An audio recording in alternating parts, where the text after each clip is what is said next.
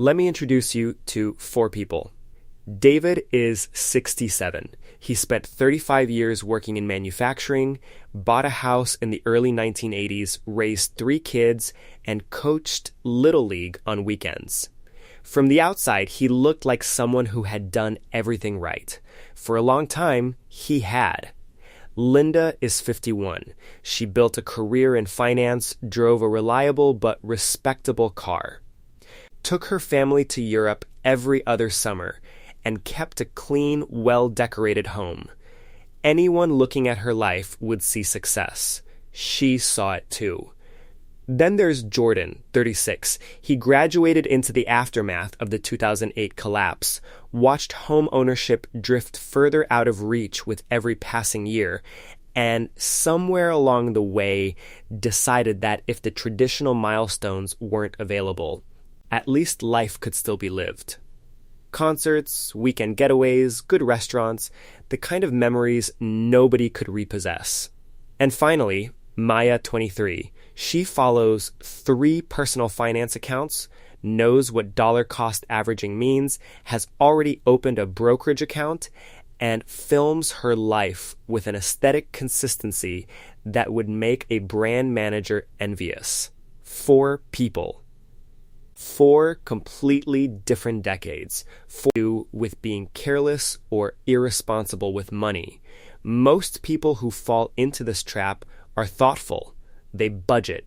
They think before making major decisions. The trap is considerably more subtle than simple overspending.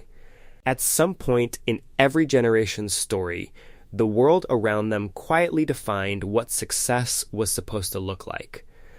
A specific type of home, a particular lifestyle, a set of experiences that signaled you had arrived. Nobody sat you down and explained the rules.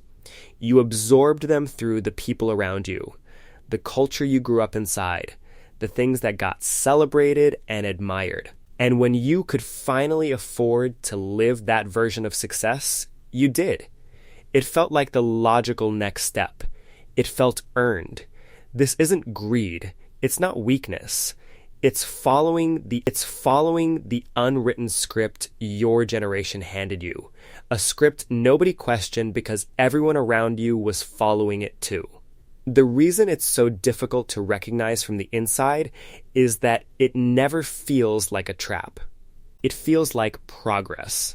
David's version, the house was the whole plan. David grew up watching his parents rent their entire lives.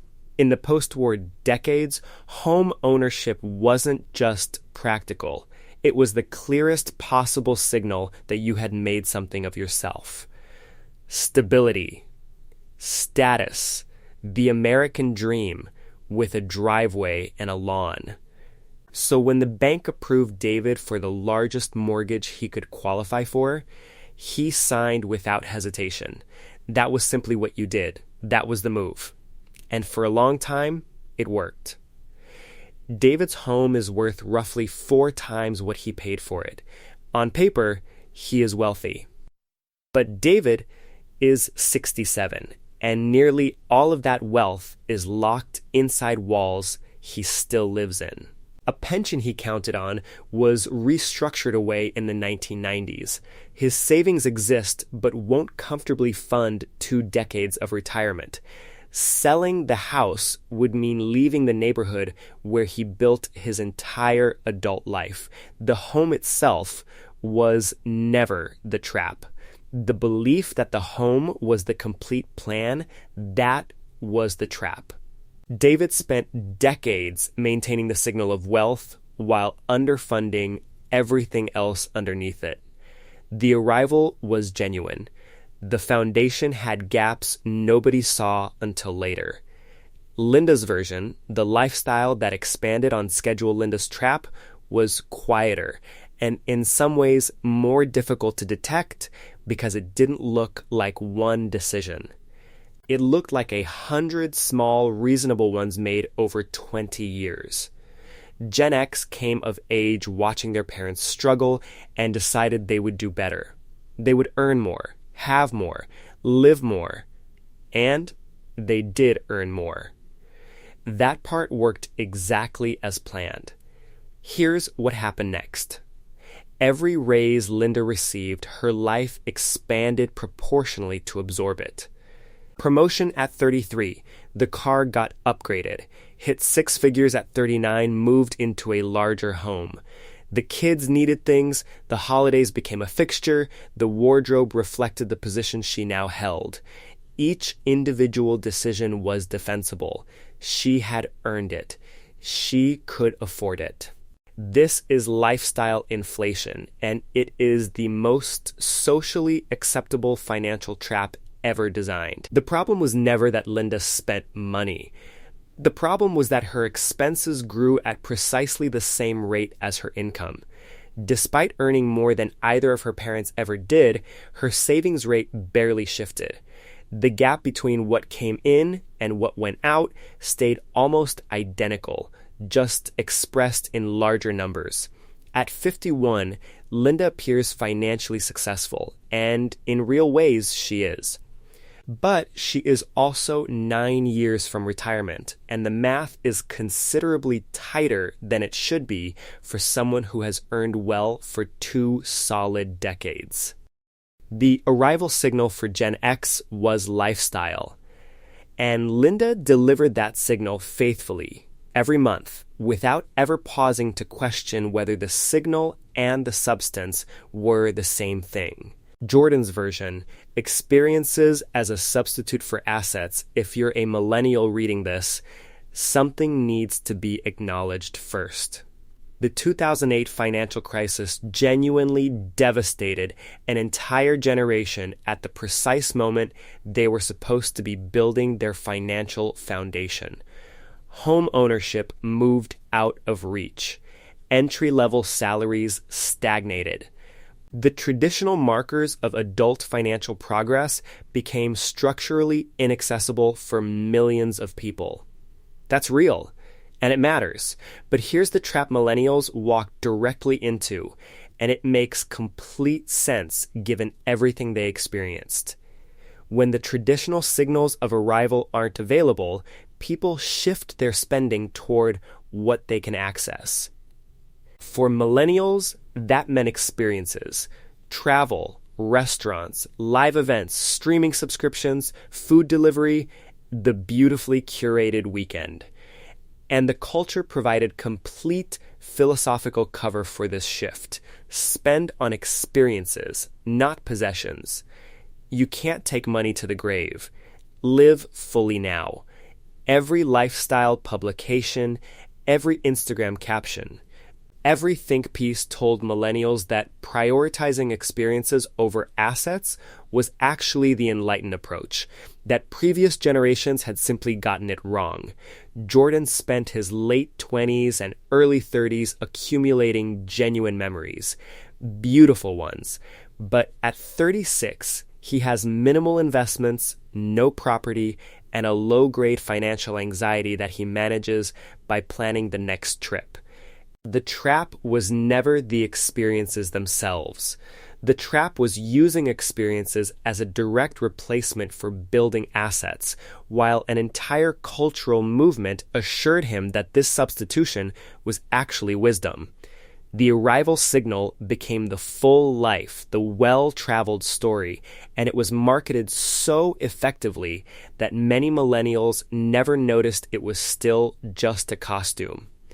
Maya's version, performing wealth instead of building it Maya, is the most financially literate 23-year-old in her family's history.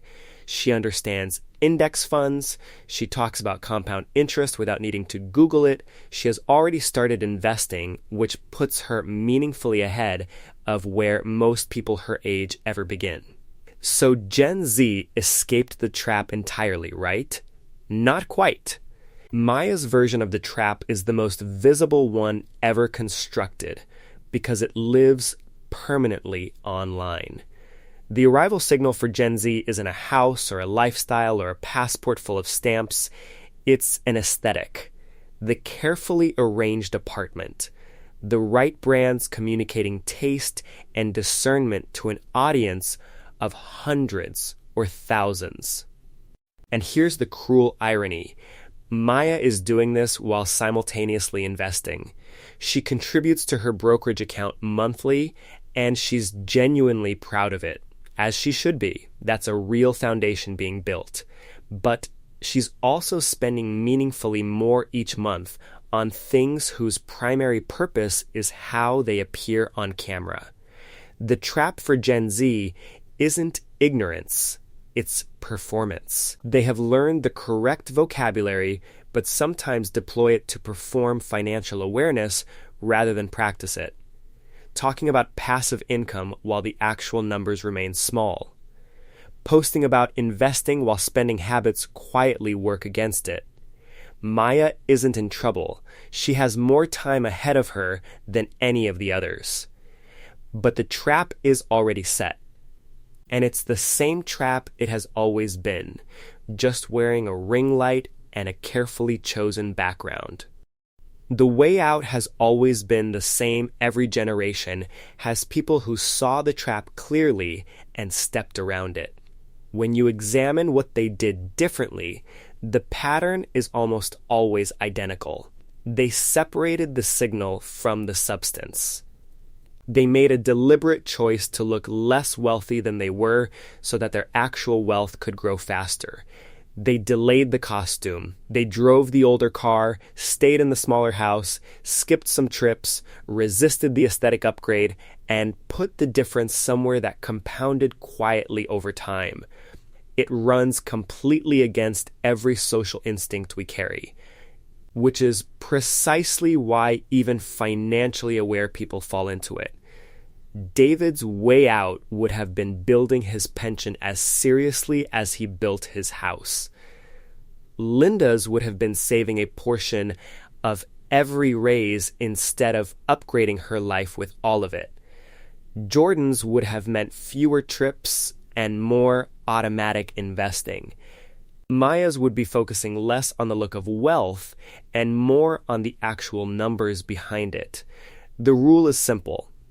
Assets first, lifestyle second.